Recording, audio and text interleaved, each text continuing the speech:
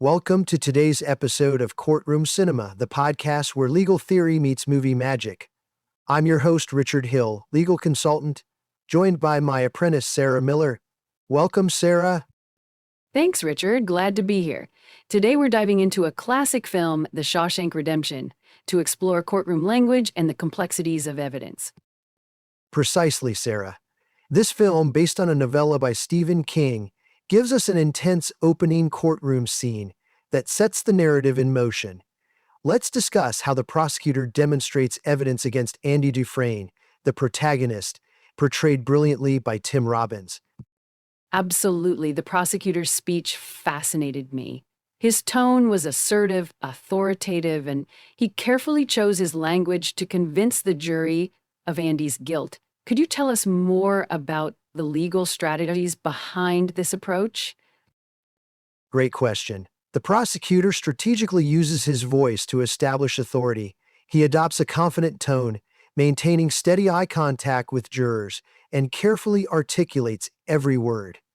Notice how he deliberately chooses phrases like cold, calculated murder, and brutal execution to evoke emotional reactions from the jury. That emotional appeal is quite powerful. How significant is language usage in courtroom proceedings? Language usage is critical, Sarah. It shapes perceptions and heavily influences jury opinions. Prosecutors choose their words carefully to portray defendants as either sympathetic or ruthless. In this film, the prosecutor emphasizes Andy's calm demeanor as indicative of guilt, suggesting Andy's supposed lack of remorse. Interesting.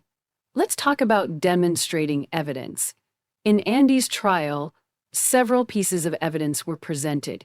Could you discuss their role in swaying the jury? Certainly.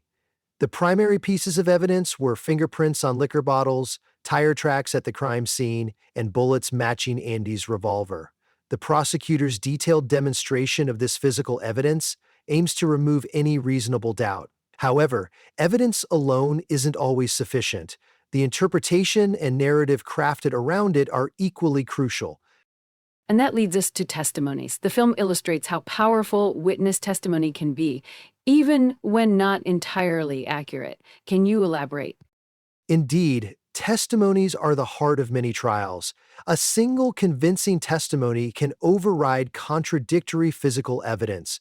In Shawshank, witness testimonies painted Andy as jealous, angry, and capable of murder.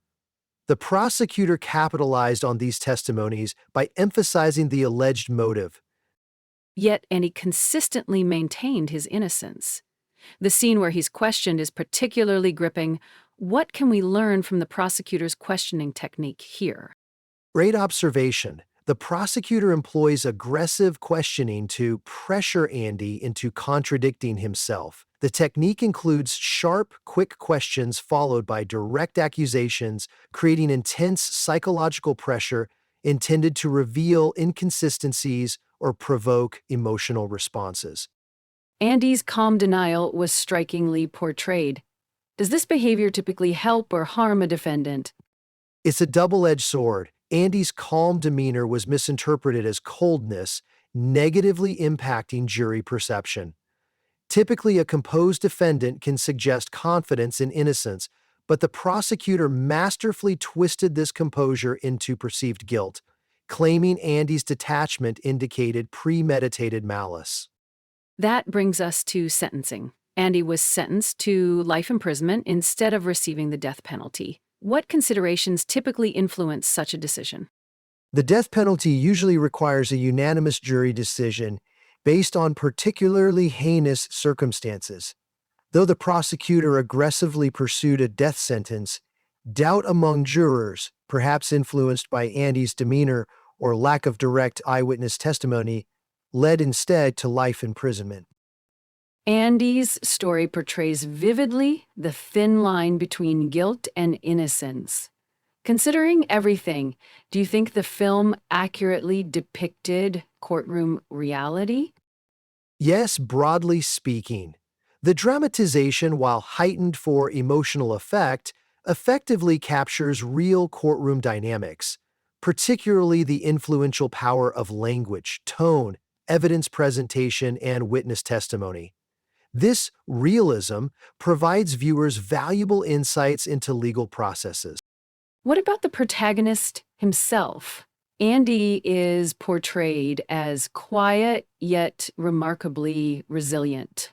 From your perspective, what does his character teach us about justice? Andy symbolizes hope and resilience against systemic injustice. He embodies the complexity of innocence wrongfully condemned. His eventual redemption highlights issues surrounding wrongful convictions and the essential role integrity plays in the pursuit of justice. Would you recommend this film for aspiring legal professionals or our listeners interested in courtroom dramas? Absolutely. The Shawshank Redemption is more than entertainment. It's a powerful exploration of the legal system, the strength of the human spirit, and the potential flaws in justice delivery. It's a must-watch film for anyone interested in law, justice, or human psychology.